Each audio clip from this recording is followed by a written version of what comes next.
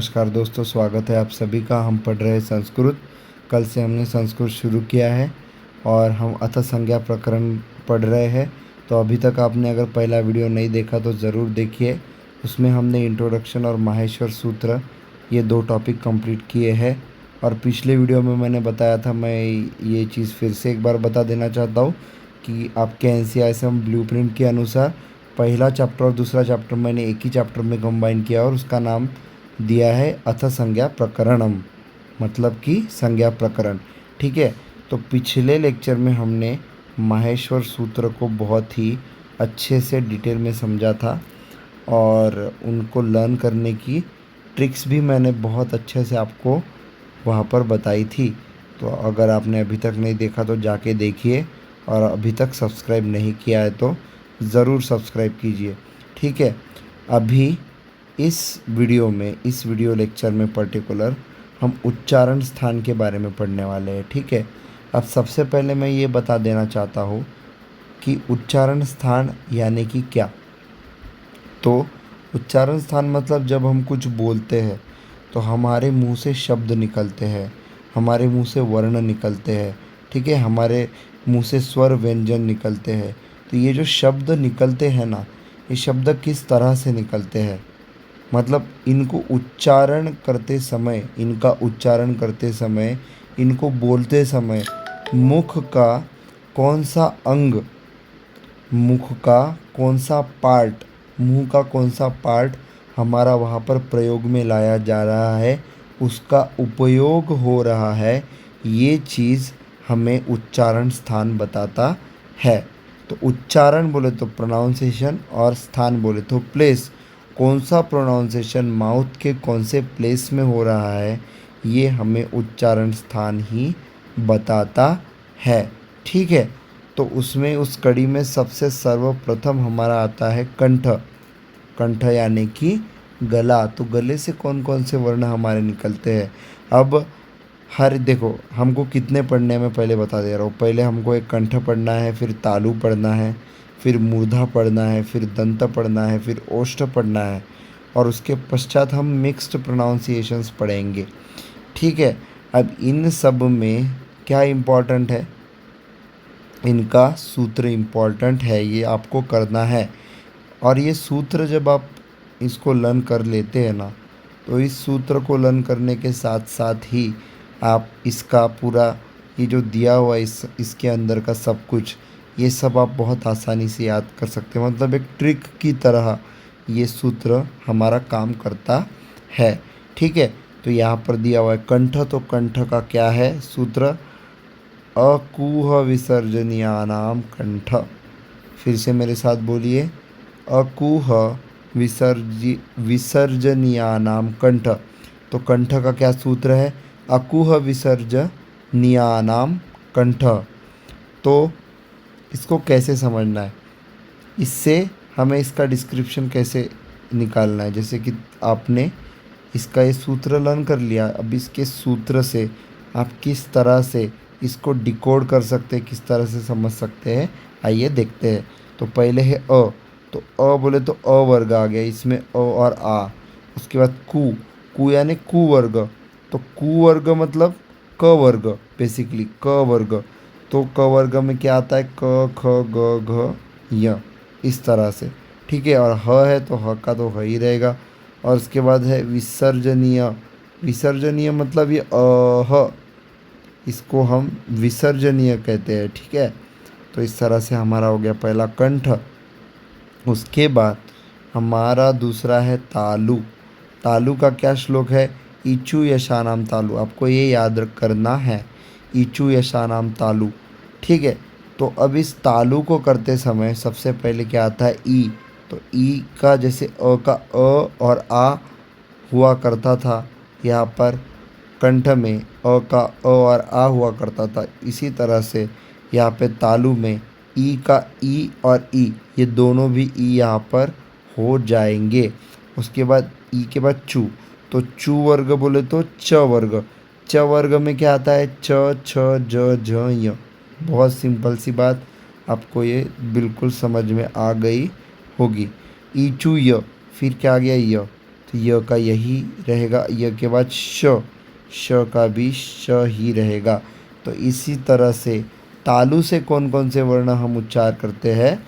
तालु से हम ई, चू वर्ग, य और श, इसका मतलब यही है, मैंने स्टार्टिंग में भी बताया था कि अकुह विसर्जनीयानाम कंठ, मतलब ये अकुह विसर्जनीयानाम, ये जितने वर्ण हैं ये हमारे कंठ से इनका उच्चारण होता है।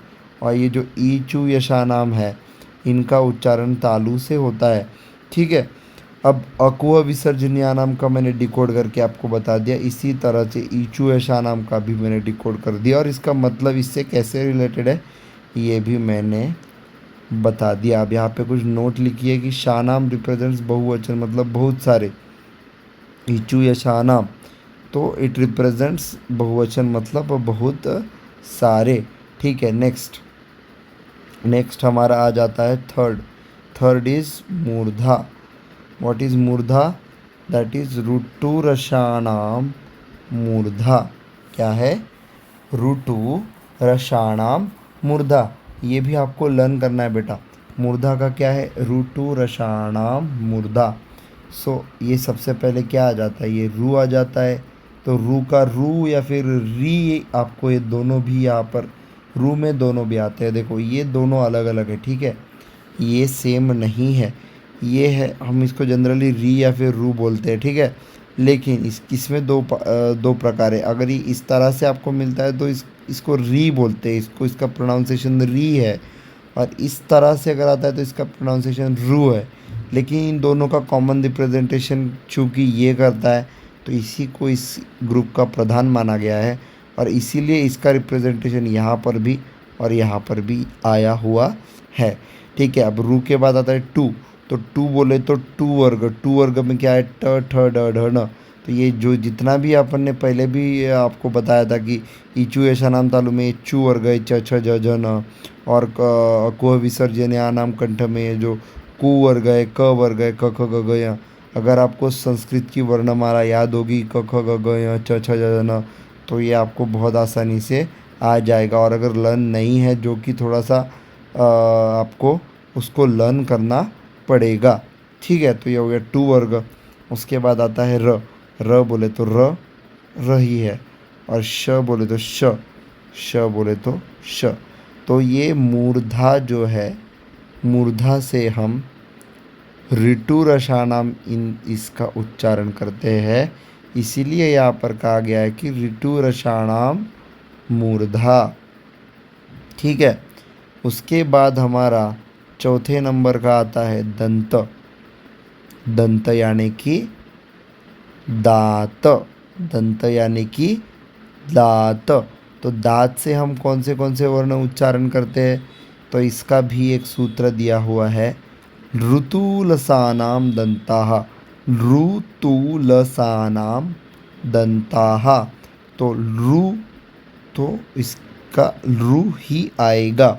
ठीक है, उसके बाद आता है तू। सेम पैटर्न फॉलो होगा। तू वर्ग मतलब त वर्ग, त, थ, द, ध, न। ल बोले तो ल और स बोले तो स। ये बहुत ही सिंपल सी बात है। और ये जो चैप्टर मैं सिखा रहा हूँ ये बहुत ही स्कोरिंग चैप्टर है। बाकी आगे आप अगर जाओगे संधि समास ये बहुत ज़्यादा कठिन आपको लगेंगे, लेकिन मैं आपके लिए आसान करूँगा, इसलिए सब्सक्राइब करना ज़रूर आप इसको ध्यान रखिए कि आपको चैनल को सब्सक्राइब करना है। पूरी संस्कृत आपके लिए मैं आसान बना दूँगा, ये मेरी आपको एक प्रॉमिस है, मेरी आपको एक गारंटी है। लेकिन संस्कृत का जो फर्स्ट पेपर है उसमें ये जो संज्ञा प्रकरण है सबसे ज़्यादा इजी भी है और इस पर क्वेश्चंस भी आते हैं। तो आपका पासिंग का जो चांसेस है इससे बिल्कुल ही बढ़ा सकते हैं। तो इस तरह से हमारा क्या हुआ? दंत हमने पहले पढ़ा था, कंठ यानी कि गला। दूसरा हमने पढ़ा था इचू यशानाम तालु यानी कि पैलेट, है ना। उसके बाद तालु के बाद हमने पढ़ा मूर्धा, और मूर्धा के बाद में हमने पढ़ा दंत माने कि दांत, जिनको आप टीथ भी कहते हैं। ठीक है, हाँ, जिनको आप टीथ भी कहते हैं। तो दंत का भी हमारा हिसाब किताब पूरा क्लियर हो गया। और उसके बाद नेक्स्ट है फिफ्थ पॉइंट, दैट इज़ ओष्ठ। तो ओष्ठ यानी कि ओठ या फिर ओंठ, जिसको हम सिंपल लैंग्वेज में लिप्स भी कह सकते हैं। कौन से लिप्स? अपर लिप्स, ठीक है, जो कि हमारे फेस में प्रेजेंट रहते हैं। तो ये जो अपर लिप्स होते हैं इन्हें हम ओष्ठ कहते हैं। और इन ओष्ठ से, इस ओष्ठ से हम कौन कौन से वर्ण उच्चारण कर सकते हैं? तो उसका क्या सूत्र है? उसका सूत्र है उपपद्मानियाम ओष्ठो। फिर से मैं रिपीट करता हूँ, उपपद्मानियाम ओष्ठो। तो ऊ माने कि ऊ, यानी कि ऊ और ऊ दोनों। उसके बाद पू, पू वर्ग, सेम पैटर्न, पू वर्ग यानी प फ ब भ म, पू वर्ग यानी प फ ब भ म। फिर से देखिए, पू वर्ग यानी कि प फ ब ब भ म, ठीक है। उसके बाद है उपध्मानीय, मतलब अर्ध विसर्ग। ये चीज़ आपको याद रखनी पड़ेगी कि उपध्मानीय ह माने कि अर्ध विसर्ग ह, अर्ध विसर्ग, सिंपल सी बात है। तो उपू पद्मानियाम ओष्ठो, तो ऊ हो गया, पू हो गया, उपू, ऊपू। फिर से उसका अगर तुम विग्रह करोगे तो उसके उससे अपने को उपध्मानीय मिलेगा, और उपध्मानीय का अर्थ होता है अर्ध विसर्ग। तो इतना ही आप फिलहाल यहाँ पर आपको याद रखना है। और इसी तरह से ओष्ठ भी हमारा यहाँ पर कंप्लीट हो जाता है, ठीक है। अब उसके बाद आता है मिक्स्ड प्रोनाउंसिएशंस, ठीक है। तो कुछ कुछ प्रोनाउंसिएशंस हमारे मिक्स्ड होते हैं। अब इन मिक्स्ड प्रोनाउंसिएशंस को देखते हैं। तो इसके लिए अपने को यूज़ करना पड़ेगा हाइलाइटर, ठीक है।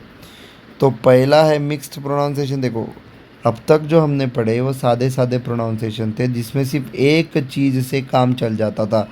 एक चीज़ से काम चल जाता था यानी कि मतलब अगर दंत है तो दंत से ही वो उसका उच्चारण होगा। अगर कंठ है तो कंठ से ही होगा। लेकिन ये मिक्स्ड है, मतलब एक से ज़्यादा यहाँ पर पार्ट्स का इन्वॉल्वमेंट हो रही है, एक से ज़्यादा स्थान की इन्वॉल्वमेंट हो रही है, इसीलिए इनको मिक्स्ड प्रोनाउंसिएशंस कहते हैं, ठीक है। तो पहला है ए दय तो कंठ तालु। अगेन ये आपको सूत्र ज़रूर याद करने हैं, इनको याद करना मत भूलिएगा, ठीक है। तो पहला है ए दय तो कंठ तालु। अब ए दय तो कंठ तालु मतलब ए और ऐ, ठीक है। अब ए और ऐ मतलब ये कंठ तालु से इनको आप प्रोनाउंस करते हैं। ए दई तो ए दई, ए से ए, दई से आप याद रख सकते ऐ। तो ए और ऐ ये कंठ तालु से है। यही यहाँ पर बताया है कि ए और ऐ ये कंठ तालु से होता है। कंठ प्लस तालु इन दोनों का यहाँ पर उपयोग हो रहा है, दोनों का यूज़ हो रहा है, इसीलिए ए दई तो कंठ तालु। उसके बाद ओ दौ तो कंठोष्टम, उसी तरह से ओ दौ तो मतलब ओ और औ। तो ओ और औ ये कंठोष्ठ से इनका उच्चारण होता है। कंठोष्ठ मतलब कंठ प्लस ओष्ठ मिला के ये ओ और औ की ध्वनि निकलती है, और इसी को हम ओ दौ तो हो कंठोष्टम ऐसा कहते हैं। उसके बाद नेक्स्ट आता है वकारस्य दंतोष्टम। अब वकारस्य माने कि सिर्फ व, और ये व कैसे प्रोनाउंस होता है? वकारस्य दंतोष्ठम, मतलब ये व दंतोष्ठ से प्रोनाउंस होता है। अब दंतोष्ठ मतलब दंत प्लस ओष्ठ, तो दंत प्लस ओष्ठ से व प्रोनाउंस होता है। और यहाँ पे उसी का ये सूत्र दिया हुआ है जो आपको लर्न करना इम्पॉर्टेंट है, वकारस्य दंतोष्ठम। कई बार इस पे MCQs भी आ जाते हैं। उसके बाद नेक्स्ट आता है नासिका अनुस्वारस्य, है ना। क्या आता है नेक्स्ट? नासिका अनुस्वारस्य।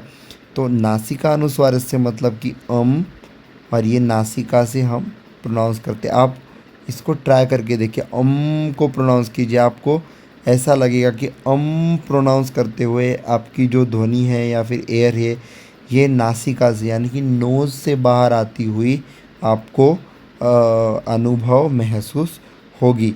तो अम नासिका वाला कौन सा सूत्र है? नासिका अनुस्वारस्य। ठीक है, तो ये नासिका अनुस्वारस्य ये आपका सूत्र हो गया। तो अब इस नासिका अनुस्वारस्य के बाद आता है यमणानाम नासिका च। फिर से रिपीट करता हूँ, यमणानाम नासिका च, मतलब ये य म न्य न न, ये जो है ये नासिका से हम प्रोनाउंस करते हैं। नासिका मतलब नोज़। और ये नासिका में भी यहाँ पे क्या दिया हुआ है कि पांचवा लास्ट वर्ण ऑफ एवरी वर्ग। तो ये आप क्या है, ये आप देखिए, आप संस्कृत का वर्ण देखिए, वर्ण का चार्ट देखिए, है ना। संस्कृत के वर्ण देखिए, वर्ण में क्या आता है? स्वर आता है और व्यंजन आता है। तो ये क ख ग घ वाला देखिए ना, तो क ख ग घ य, है ना। ट ठ ड ढ न, है ना। ट ठ ड ढ न। तो ये जितने भी आपको दिख रहे हैं, एक एक आप चेक कर सकते हैं कि हर एक वर्ग का लास्ट वर्ण है ये, इसीलिए यहाँ पर दिया हुआ है कि ये पांचवा है। हर एक व्यंजन की, मतलब जब आप व्यंजन का क ख ग घ यहाँ शुरू करते हैं तो उसमें टोटल 5 रहते हैं, और जो पांचवा लास्ट वर्ण है ऑफ एवरी वर्ग, तो वही ये यमड़नानाम है और ये नासिका से है। तो इसका सूत्र क्या है? इसका सूत्र है यमड़नानाम नासिका च। उसके बाद नेक्स्ट 6th है जिह्वा मूल्यस्य निकाय जीवमूलम। जीवामूलम, ठीक है। फिर से इसको रिपीट करता हूँ, जिह्वा मूल्यस्य, सॉरी, जिह्वा मूल्यस्थ निकाय जिह्वामूलम। मतलब इसका क्या अर्थ होता है कि क ख या दोन्ही वर्णांच्या आधी अर्धविसर्गाप्रमाणे ध्वनी होय। तो इसको सिर्फ आप याद रखिए, ये जो कंसेप्ट है ये अभी शायद आपको समझ में नहीं आएगा, इसलिए सिर्फ इतना याद रखिए कि क के सामने ये जो ऐसी डंडी लगाए ना, एक ऐसी और एक ऐसी, और ख के सामने ऐसी और ऐसी, तो इसी को क्या बोलते हैं हम? क्या बोलते हैं? ये जिह्वा मूल्यस्य, सॉरी, जिह्वा मूल्यस्थ निकाय जीवामूलम। जीवामूलम। तो ये क ख या दोन्ही वर्णांच्या आधी अर्धविसर्गाप्रमाणे ध्वनी होय।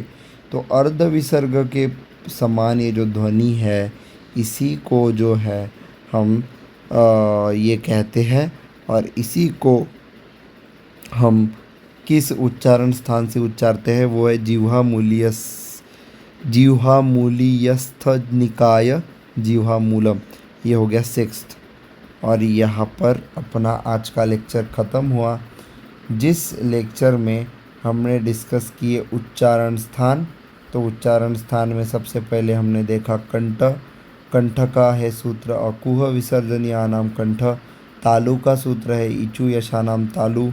उसके बाद मूर्धा का है ऋतु रसानाम मूर्धा। उसके बाद दंत का है ऋतु लसानाम दंता। ओष्ठ का देखा उपपद्मान्याम ओष्ठो। उसके बाद हमने मिक्स्ड प्रोनाउंसिएशंस देखे, एदे तो कंठ तालु, ओदो तो कंठोष्टम, वकारस्य दंतोष्टम, नासिकानुस्वारस्य यमणानाम नासिका च, जिह्वामूल्यस्य जिह्वामूल्यस्थ निकाय जीवामूलम। ये हमेशा बोलते समय मेरे से ये हो रहा है, तो कोई बात नहीं। यहाँ तक हम पढ़े हैं। आज हमने पूरा का पूरा जो उच्चारण स्थान है आपको अच्छे से समझा भी दिया, और पूरी तरह से समझा करके कंप्लीट भी कर दिया। और नेक्स्ट लेक्चर में हम प्रयत्न पढ़ेंगे, जो कि बाह्य और अभ्यंतर प्रयत्न होते हैं। तो यहाँ तक वीडियो को देखने के लिए आपका बहुत बहुत तहे दिल से शुक्रिया। ऐसे ही देखते रहिए, लाइक सब्सक्राइब शेयर करते रहिए। मैं मिलूँगा आपको इसके नेक्स्ट वीडियो में। तब तक के लिए जय हिंद, वंदे मातरम। ठीक है, चलिए जी, लेट्स एंड दिस लेक्चर।